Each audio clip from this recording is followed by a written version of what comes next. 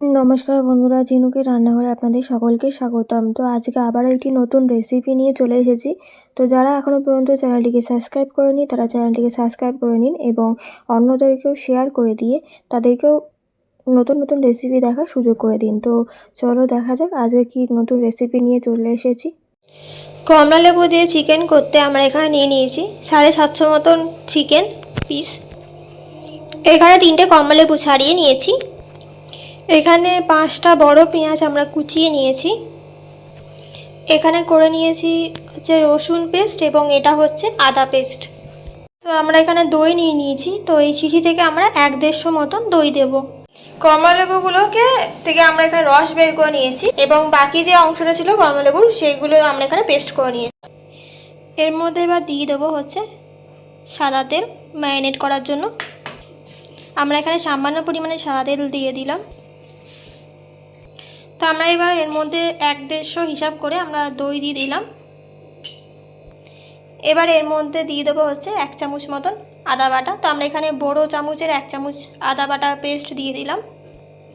এবার দিয়ে দেবো 1 চামচ মতন রসুন বাটা। এটাও কিন্তু আমরা বড় চামচের 1 চামচ পেস্ট দিয়েছি। এবার দিয়ে দেবো সামান্য পরিমাণে হলুদ গুঁড়ো। এবার দিয়ে দেবো সামান্য পরিমাণে নুন। আমরা এখানে 2 চামচ মতন দিচ্ছি। এর মধ্যে এবার দিয়ে দিচ্ছি কাশ্মীরি লঙ্কার গুঁড়ো সামান্য পরিমাণে। এবার এর মধ্যে দিয়ে দেবো কাঁচা পেঁয়াজ।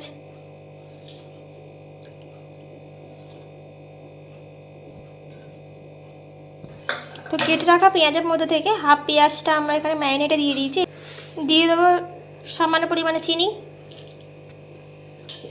এবার দিয়ে দেবো এর মধ্যে 8-9টার মতন কাঁচা লঙ্কা। এবার এটাকে ভালো করে মেখে ম্যারিনেট করে রেখে দেবো। এবার এই ম্যারিনেট করা মাংসের মধ্যে আমরা কমলা লেবুর পেস্টটা দিয়ে দেবো।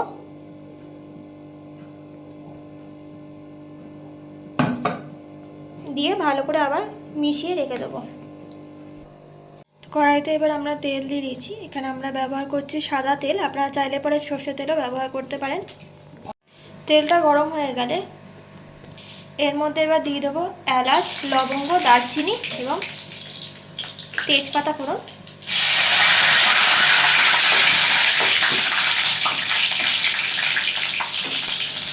এবার এর মধ্যে দিয়ে দেবো কেটে রাখা পেঁয়াজ কুচিগুলো।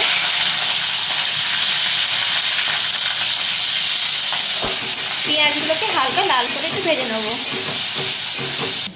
তো আমাদের পেঁয়াজটা হালকা লাল করে ভাজা হয়ে গেছে। এর মধ্যে এবার দিয়ে দেবো ম্যারিনেট করা মাংসটা।